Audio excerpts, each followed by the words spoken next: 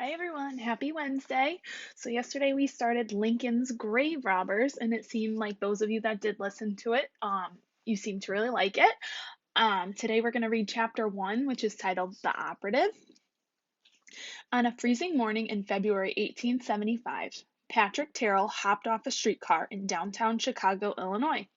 A massive fire had gutted the city just 4 years before, but Chicago was already roaring back to life. Stone buildings were rising all around, and the wide sidewalks were jammed with people in a hurry.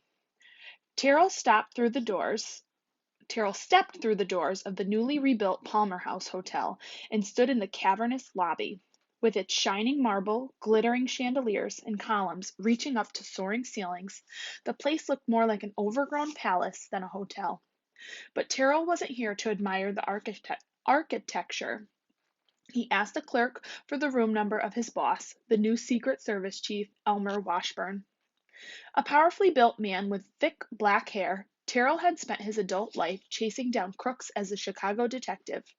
Now 44, he was one of the newest operatives of the United States Secret Service. He knew all about connie men like Pete McCartney. It was his job to put them out of business. The operative found Washburn's room, and the two men sat down to talk. The subject was the usual one: counterfeiters and how to nab them. Specifically, Washburn had taken the train from Washington to talk to Terrell about a particularly dangerous connie man, an expert engraver and brother in law to Pete McCartney. The man was an even bigger thorn in the government side than McCartney. In fact, he was a threat to the nation's entire economic system. His name was Benjamin Boyd. Born in Cincinnati in 1834, Boyd was the son of a master engraver. Engravers cut designs and pictures into metal plates, and the plates were then used to make prints on paper. Young Ben showed interest in his father's craft and obvious artistic talent. When Ben was still a teenager, his father set him up to study with one of the city's best engravers. The plan was that one day Ben would take over the family business. Here's a picture. It says a street scene in Chicago during the late 1800s. So these all look like real pictures. I'm pretty sure they are. Other Cincinnati engravers noticed Boyd's skill, and one of them, Nat Kinsey, offered to teach the kid a few advanced techniques. Kinsey was known for his beautifully intricate engravings of landscapes. It was less well known that with the same steady hand and attention to detail, he also cut plates to print counterfeit money. Ben was tempted by the idea of making money, literally making it, and he learned quickly from Kinsey. At the age of 20, hunched over the desk in his room at his father's house, he cut his first two counterfeit plates, the front and back of a $20 bill. The quality of this 20 was Boyd's ticket into the secret world of counterfeiting. He hopped around the Midwest, cutting plates and printing Connie. Distributors bought the goods from him, usually for at least 15% of the fake money's face value. Distributors then doubled the price and sold the bills to shovers, whose job it was to pass the counterfeit cash in stores and banks. The potential profits were enormous.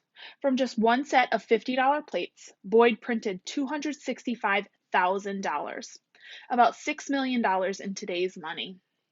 But it was a risky way to get rich. Boyd was arrested in Iowa in 1859 and sentenced to 2 years in the state penitentiary. After his release, Boyd moved to Illinois and went right back to cutting counterfeit plates. He partnered with Pete McCartney and they set up a workshop in Mattoon. At some point in the early 1860s, Boyd met a young woman named Elmiranda Ackman, a pretty brunette, according to a later Secret Service report. Allie's father was yet another talented engraver gone wrong. Allie and her sister Martha had grown up helping their dad print and pass Connie in Indianapolis. Pete McCartney married Martha, and Ben fell for Allie. Ben and Allie started working together. He made the bills, she carried them to distributors in her straw shopping basket. Secret Service agents tracked the fake money to Mattoon and busted Boyd in his workshop. At the same time, another team of agents burst into a nearby hotel and grabbed Allie Ackman. When detectives searched Allie's basket, they found $30,000 in phony 50s, 20s, and 10s. It was a tight spot, but Ben managed to get both himself and his girl off the hook by agreeing to hand over a set of plates for printing $50 bills. The beautifully cut plates had taken about a year of painstaking labor to make. Free again, Ben and Allie were married in Michigan. From 1865 to 1875, the Boyds kept out of sight. Boyd wasn't a show-off like his brother-in-law, Pete. He preferred to lay low and work. And he was so good, so valuable to his business partners, they spared no expense to protect and hide him. But the Secret Service knew Boyd was still out there somewhere, and they knew he was still working, because his nearly perfect counterfeit money kept showing up all over the Midwest. Boyd's masterpiece was a $5 bill that even some experts couldn't tell was fake. As one official report put it, he is considered the best letterer on steel in the country or the world. After reviewing the case, Secret Service Chief Washburn gave Patrick Terrell his new assignment.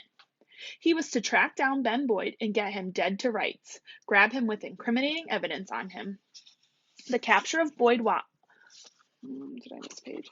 Hold on. The capture of Boyd, Washburn said, would snap the backbone of counterfeiting in the United States. A veteran of the Chicago Police Department, Terrell knew how things worked in the real world. He needed information about Boyd, and he went to the only people who had it, criminals. Terrell contacted Ben's old teacher, Nat Kinsey.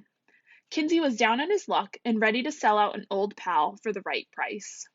I am in need of money in the worst way, Kinsey wrote to Terrell in one of the many letters they exchanged.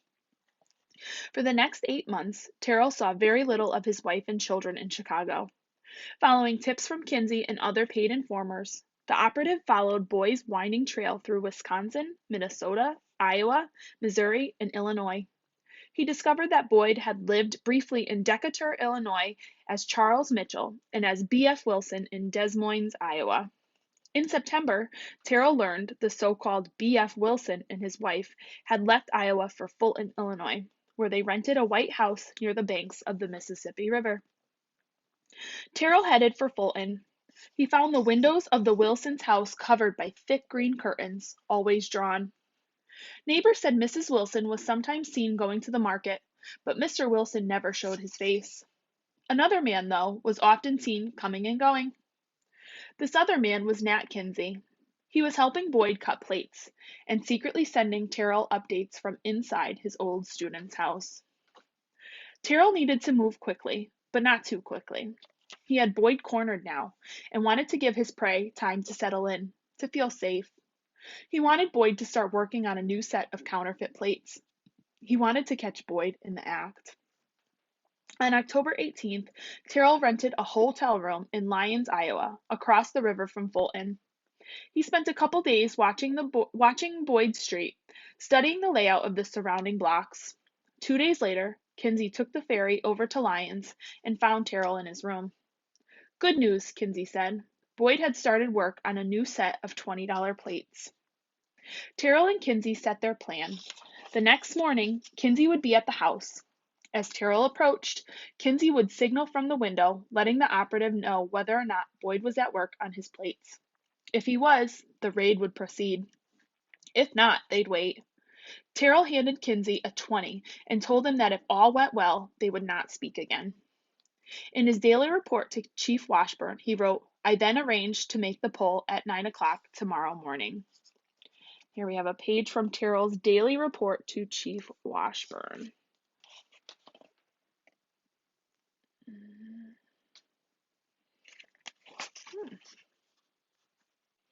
So, he's making fake money. He's not going to get away with it, I don't think. I don't know. What do you think? Do you think he's going to get away with it? Or you think his teacher, Kinsey, is going to kind of throw him under the bus and get him in trouble? What do you think? Leave your comments below on Google Classroom. Bye, guys.